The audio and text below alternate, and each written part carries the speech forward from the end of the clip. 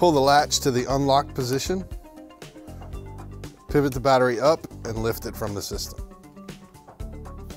Now we loosen the screws in the bottom cover.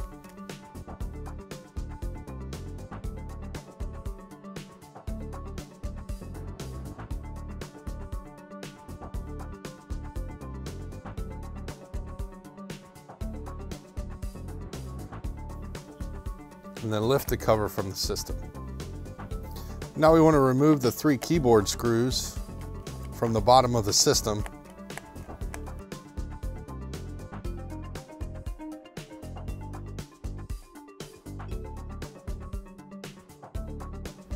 Slide the keyboard up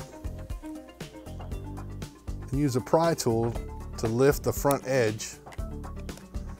Then slide the keyboard out from the bezel and flip it over. Now we need to disconnect the keyboard cable and the track point cable from the system board and remove it from the system. Place the keyboard upside down on the bezel. Now we need to connect the track point cable and the keyboard cable to the system board.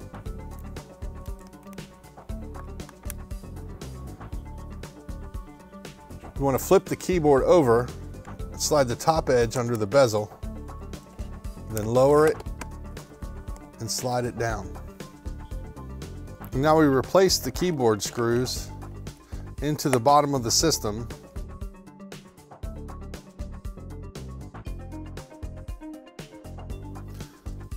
We're going to place the tabs from the bottom cover into the slots on the chassis and then lower the cover into place and tighten the screws.